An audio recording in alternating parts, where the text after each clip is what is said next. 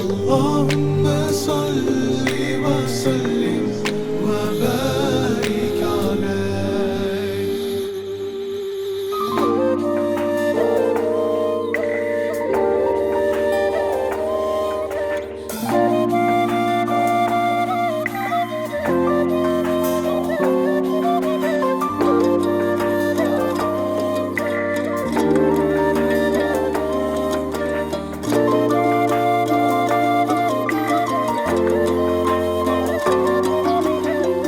Таң нұрду сапатында ал Хабиб укмуштудай, ук жашың уккарың, барыңа жар салам. Көңлүңдүн султаны, аламдын пайгамбары, ук жашың уккарың, ал улуу Мухаммад. Сенин бүт дуаларың izledarı, bütünüge ululuk nuru bir senden taradı. Sensin sensin sulu, sen Kudaydın kulu, sezimlerdi kubandırıp sen var gönül cıllı. Allahümme salli ve sellim ve barik aleyh. Allahümme salli ve sellim ve barik aleyh. Sen menen büt barı, göngülgördün sultanı, bir senden ululuk nuru alamdı korçadı. Sensin bakıt berçü, bir Kudaydan elçi, жүрөгүндү кубандырып түшүбүздө келчи. Сенин бары дуаларың бизге дары, бүт дүйнөгө улуулук нуру бир сенден тарады. Сенсиң сенсиң сулуу, сен Кудайдын кулу, сезимдерди кубандырып сен бар көңүл жылуу.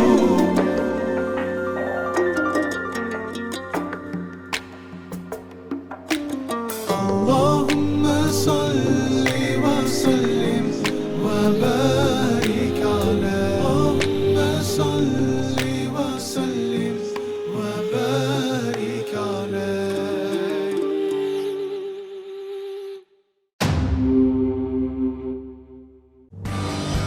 Ордо Construction Group. Жилой дом Evergreen. Наш дом находится в экологически чистом районе. Рядом имеется парк, школа, детский сад, закрытый просторный двор и паркинг, детская площадка, зона барбекю, видеонаблюдение и фитнес-зал. У нас есть для вас уникальные предложения. Жилой дом Evergreen. Заходи и живи.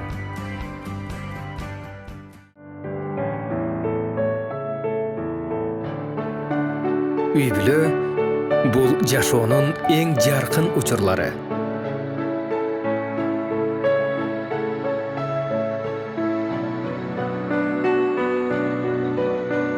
Үй бүлө бул чексиз кубаныч.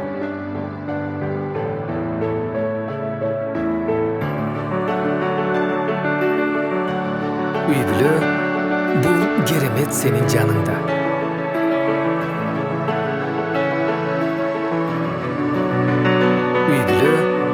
Дайыма сүйүү. Белая река. Ар бир үй бүлөгө кубаныч алып келебиз.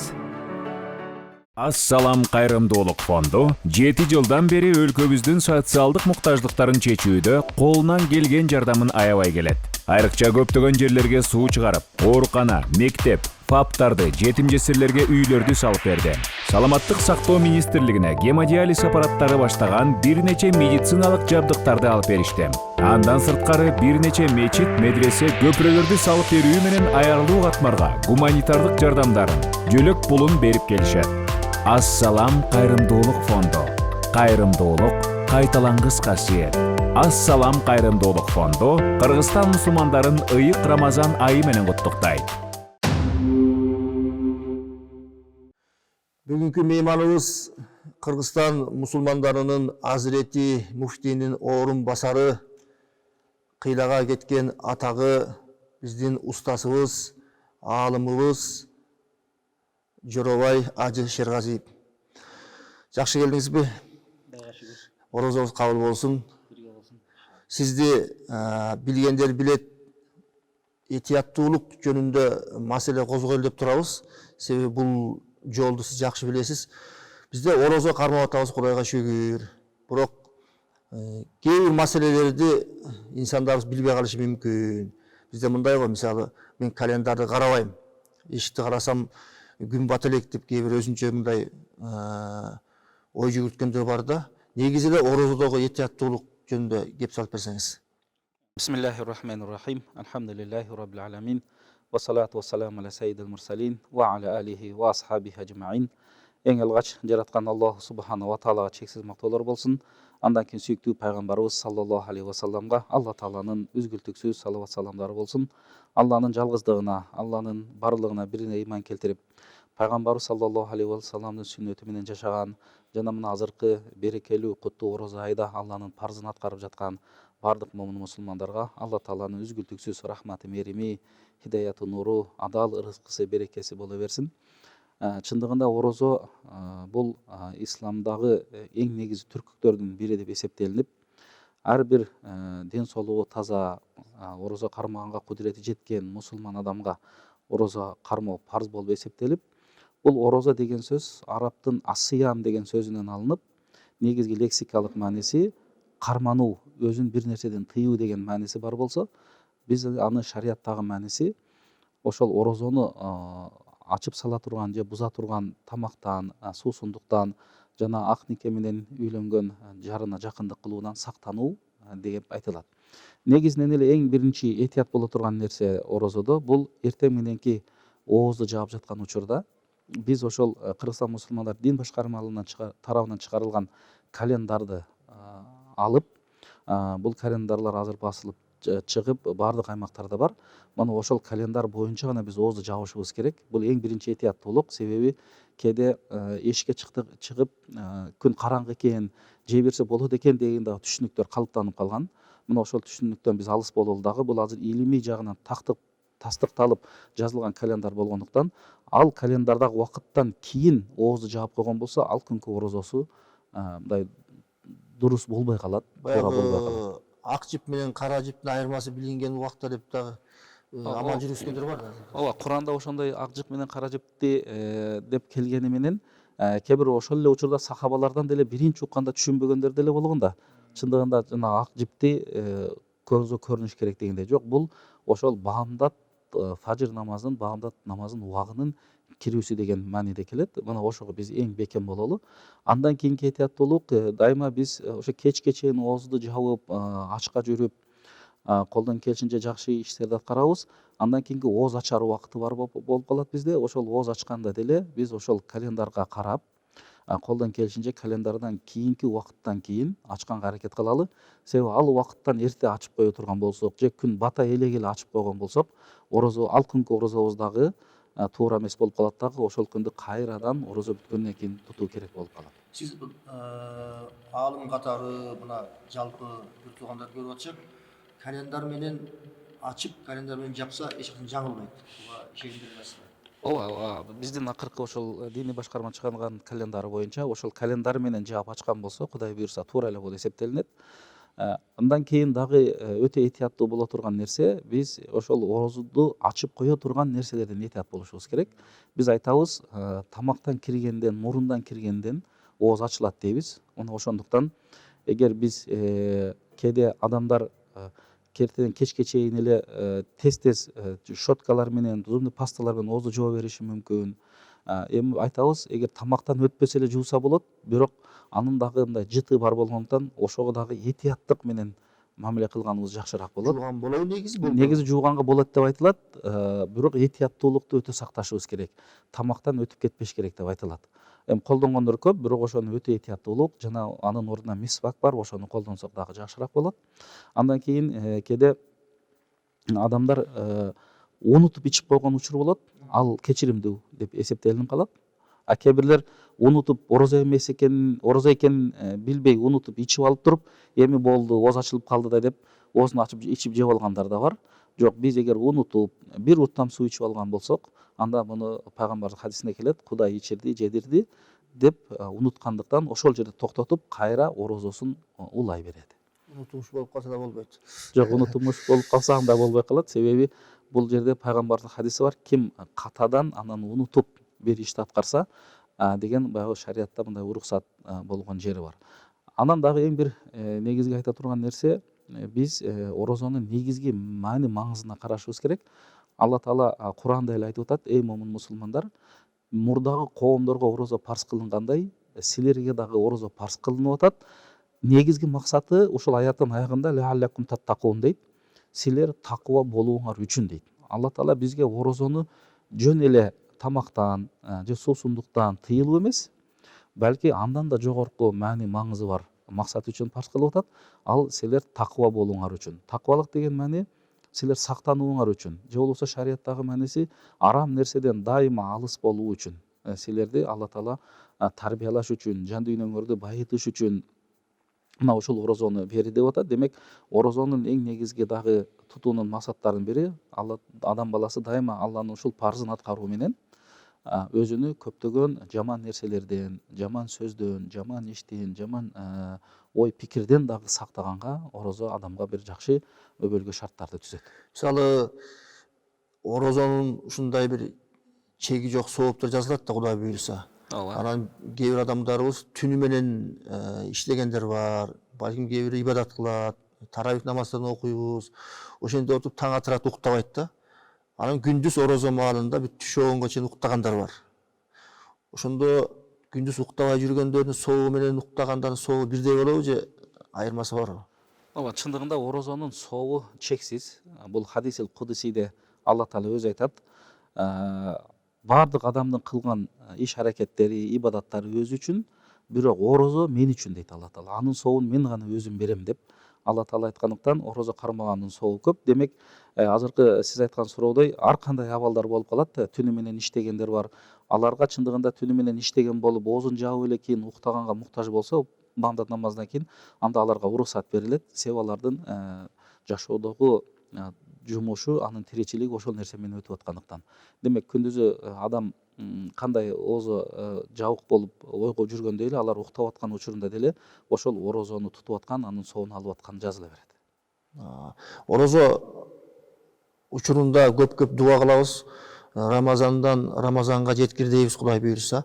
Анан Рамазан бүткөндөн кийин дагы мындай кармай турган орозо бар да, нафил. Пайгамбарыбыз айткан. Ошол жөнүндө да бир аз маалымат берсеңиз. Ооба, чындыгында орозону жана пайгамбарыбыздын сахабаларынын тарыхын окусак, аябай күтүшкөн дейт да. Орозону аябай орозо кармап күтүп алышып, кайда орозону кармап узатып коюшкан деп дагы айтылган жерлер бар. 6 ай күтүп, 6 ай орозону күтүп, 6 ай кайра узатып деп. Эми сахабалар пайгамбарыбыздын түздөн түз тарбиясын алгандыктан, ал шариаттын маани маңызын толук жакшы түшүнгөн, ибадатка өтө бекем болгон, такыба адамдар болгон. Мына ошолор дагы дайыма орозого өзүнчө жана өзгөчө маани берип кармашкан. Ал эми пайгамбар саллаллаху алейхи вассалам ошо орозодон кийинки тута турган орозодон кийинки ай бул Шаввал айы болуп эсептелинет. 10-ай. Ошол Шаввал айында 6 күндүк орозо бар дейт. Мына ошол 6 күндүк орозонун дагы өтө соогу баягы эпегейси зор болуп эсептелинет шариятыбызда. Мына ошого пайгамбарыбыз үндөгөн 6 күндү Шаввал айынан тутуп койсо жакшы болот. Аны бөлүп тутабы же арты менен артына тутабы айырмасы жок. Бирок колдон келишинче аны артынан биринин артынан бирин тутуп койгон жакшыраак болот. Ошол Шаввал айынын ичинде. Шаввал айынын ичинде. Алла разы болсун устаз. Устаздан кийин азыр ушул орозодо элдер этияттуулукту карманабы, канчалык деңгээлде түшүнөт, бул жөнүндө тартылган тасмага көңүлүңүздү бурмакчыбыз. Орозодо эмнелерден этият болуш керек? Тамагына кар же жамгыр суусу кирсе, кулак мурунга суюк дары куйса, башка адам тарткан тамекинин түтүнүн өзү каалап жыттаса, теридеги ачык жарага сүртүлгөн суюк дары ичке кирсе, тиши канаган адам оозундагы канды жутса же түкүрүк өлчөмү менен барабар болгон аралаш канды жутса, тиштеринин арасында калган нокот менен тең нерсени жутса, мурунга тартылган суунун ооздон чыгуусу, саарлык убагы чыккандан кийин саарлык чыга элек деген ой менен жеп ичүү, кагаз, таш, пахта, чөп, бышпаган күрүч сыяктуу дары жана азык болбогон нерсени жутса. Жоробай устасыбыз менен сүйлөшсөк сөзүбүз бүтпөйт. Кызыктуу темада отурабыз. Аалымдардын бизде эмес, эми Россиянын аалымдары кээ бирөө да дүйнөдө көрсөтүп жүрөт. Баягы көлгө чаба курса болот, бассейнге түшсө болот деп атүгүл өздөрү да түшүп көрсөткөн аалымдарыбыз бар. Негизи эле орозо учурунда сууга түшсө болобу? Негизи биз жана айтып өткөндөй, этияттуулук дегенде эң негизги орозону ача турган нерсе ошол адамдын оозунан тамак кирген болсо жана мурдунан, мисалы кээ бир адам ооруп калып мурдунан дары куйган болсо, ошол дары ашказанга жеткен болсо оозу ачылып калат деген жерлер бар. Мына ошол эки жерди биз аябай сактаган болсок, оозубуз ачылбайт. Ал эми сууга түшкөндө деле сууну жутуп албастан, мурундан суу кирип кетпестен этияттык менен түшкөн болсо, бул учурда ооз ачылбайт деп айтабыз. Бирок этияттыктан эгер ага эч бир баягы муктаждык жок болсо дегендей, зарыл болбосо, түшпөй койгон эле жакшы болот. Бул дагы ошол орозо учурунда этияттуулук деп эсептелинет. Кээде ошол пайгамбарыбыздын доорунда салкындоо үчүн деле көп күн ысык болуп калган учурлар болот. Салкындоо үчүн деле баягы аябай ысыкта даарат алып дагы өзүн салкындаткан сахабалар болгон да. Эми азыркы учурда мына ошол сууга түшүү деле бар экен. Ошол сууга түшкөндө эгер башын сууга чөктүрбөй малбастан түшкөн болсо ооз ачылбайт. Эгер башын салып алган учурда деле оозу мурдунан суу кирбесе, орозосу ачылып калбайт. Бирок кандай болгон күндө деле биз этият болгонубуз жакшыраак. Орозо кармай албаган бир туугандарыбыз бар, ооруп калган, дарыгерлерден уруксат алган дегендей. Ошолор орозо кармагандардын сообун алыш үчүн күндө 60 кишиге ооз ачыш керекпи? Кандай жолдор? Мына ошол негизи орозонун негизги шарттарынын бири бул ден соолуктун таза болуусу. Эгер бир адамдын ден соолугу орозо учурунда орозо кармаганга уруксат бербесе, оору болсо, ошол адамдын оорусун биз билишибиз керек. Ал адамдын оорусу түбөлүктүү, өлгөнгө чейин айыкпай турган, орозону карматпай турган орозо болушу мүмкүн. Бул учурда ал адам ар бир күнүнө фидия деп коет. Фидия бар bizde шариятыбызда. Бул ошол карыган, улгайып орозо кармай албаган, улгайып калган ата апаларга жана оорусу жанагындай өнөкөт болуп орозо карматпай турган абал болсо, андан айыкпай турган, ачка жүрбөй турган ошондой оорулар болсо, мисалы кант оорусу дейбиз, башка оорусу, аларга бир күндө бир муктаж адамды эки жолу тойгозо турган фидия, садака берип туруш керек болот. Же ошонун акчасын чыгарыш керек, же болбосо биздин китептерде айтылган ошол бир са, мисалы 3 килограммдай будайдын баасын чыгарып туруш керек. Күндө берип туруш керек. Мына ошондо бул туура болот. Ал эми орозо учурунда ооруп эле калып, мындай мезгилдүү, убактылуу ооруп, бирок оорусунан айыгып кете турган адамга ал адам мындай фидияны бербейт. Ал 5-6 күн же 10 күн дарыланып, айыгып туруп, кайра орозосун кармай берет. Бирок анын дарылануусу 1 айга созулуп кеткен болсо, бирок ал оорудан айыга турганы анык болгон болсо, анда ал кийинки орозого чейин ошол орозонун карызын кармап берет. Ошо карыз демекчи Рамазандан кийин кармаган 6 күн орозо, ошо мурдагы парыз моюндагы орозодо жабабы? Жок, орозодон кийинки 6 күндүк бул Шавал айында тутура турган орозо бул нафил орозо. Парыз орозого кирбейт. Эгер ошол нафилди тутуп атканда, бирок ниети парыз болгон болсо, казаны жабуу деген анда өтөт. Бирок ниети нафил болгон болсо, нафил орозо парыз орозонун ордун эч качан толуктабайт. Ошондуктан каза орозону түн ичинде баамдатка чейинки ниет менен, жакшы ниет менен ошол тутулбай калган орозонун бир күнү же экинчи, үчүнчү күнү деп ниет кылуу менен гана биз ошол орозонун карызын толуктай алабыз.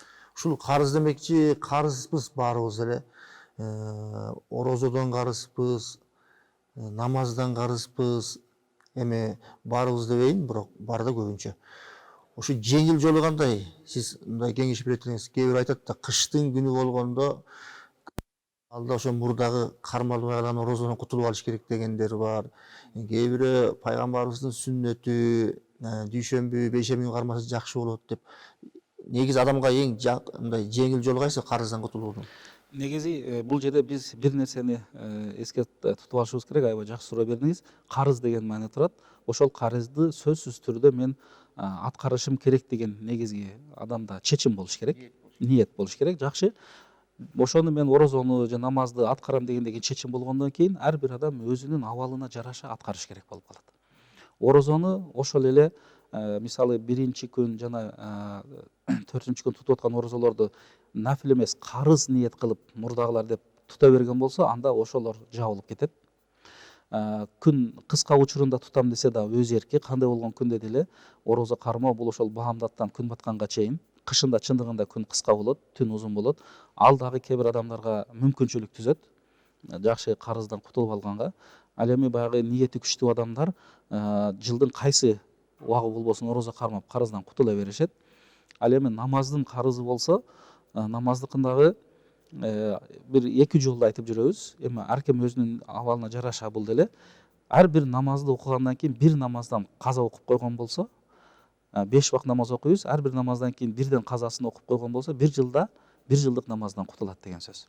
Кээ бирлер кечинде куптан намаздан кийин, витр намазын окуп алгандан кийин бир күндүк намазын окуп коет.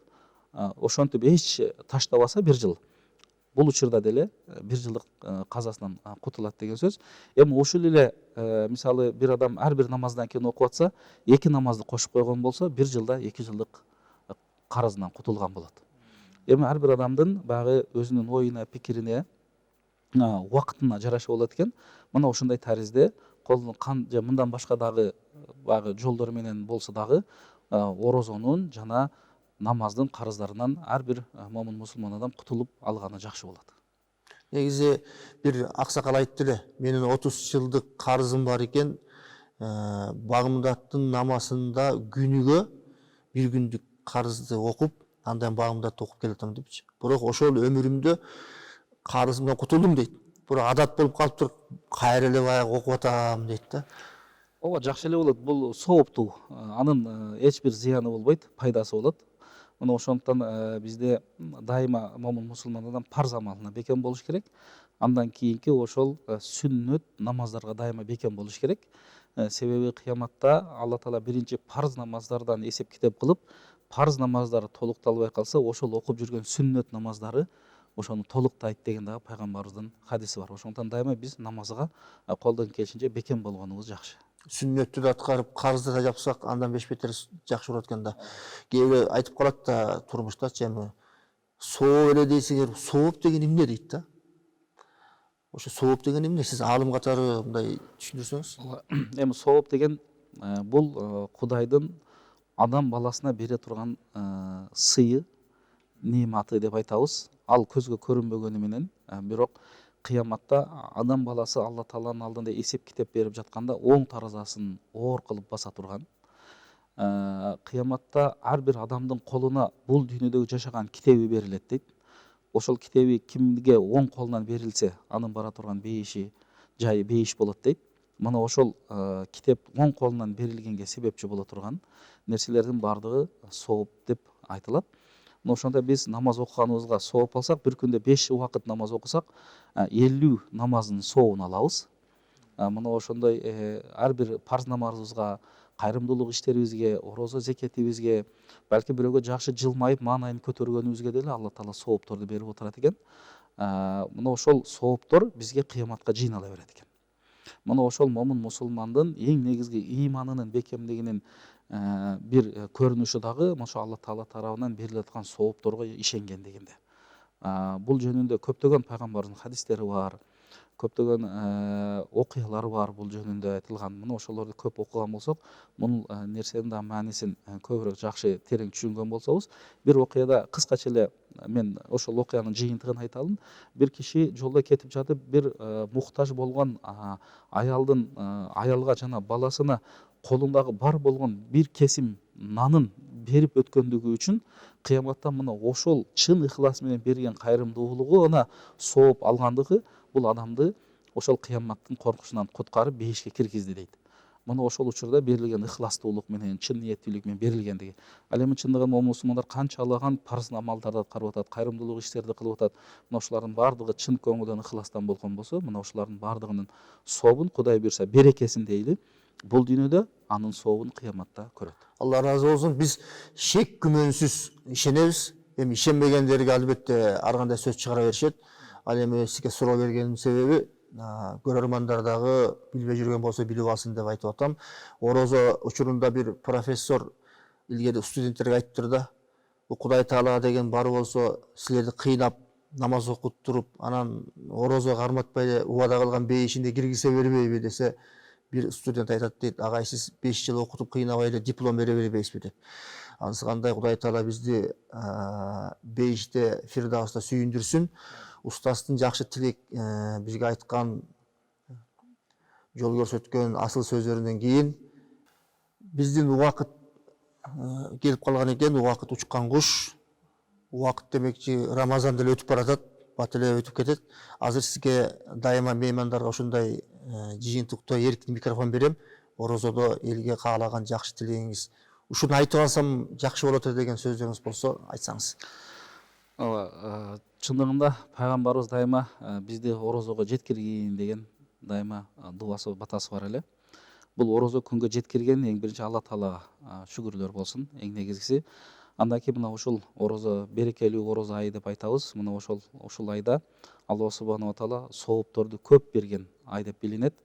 Бир парз амалга 70 парздын, бир нафил амалга парздын сооп бере турган ушундай улуг айлар. Мына ошондо мына ушул берекелүү улуу айда бардык мусулмандардын тутуп жаткан орозолорун Аллахым кабыл кылган болсун. Мына ушул орозолордон жакшы сабактарды, жакшы пайдаларды алып, орозодон кийинки орозого чейин жашоолорун ыймандуулукта, жакшы иштерде элибизге, жерибизге, динибизге пайдалуу болуп өткөрүүсүн каалап кетем. Дайыма Алла Таала ыйманыбызды бекем кылып, ибадаттарыбызды кабыл кылсын. Алла разы болсун. Биз дайыма адамдын көзү өткөндө эмес, көзүнчө деле айтып коюшубуз керек. Сизге Алла разы болсун. Жакшы илимдүү, баары суктанган асыл алымдардын бирисиз. Миллиондон адамдын ыйманына себепчи боло бериңиз. Келип бергениңизге терең ыраазычылык. Устаз, Алла разы болсун. Ар бир демиңиз, күчүңүз жалпы үммөттөргө арналсын. Миллиондогон адамдын ыйманына себепчи болуңуз. Сизди жакшы көрөбүз. Дагы бир жолу терең ыраазычылык. Азыр болсо деми өрчүлөрүбүзгө терең ыраазычылык айтуу менен бирге эртеңки күнгө чейин коштошмокчумун. Саламатта калыңыздар. Ордо Construction Group. Жилой дом Evergreen. Наш дом находится в экологически чистом районе. Рядом имеется парк, школа, детский сад, закрытый просторный двор и паркинг, детская площадка, зона барбекю, видеонаблюдение и фитнес-зал. У нас есть для вас уникальные предложения. Жилой дом Evergreen. Заходи и живи.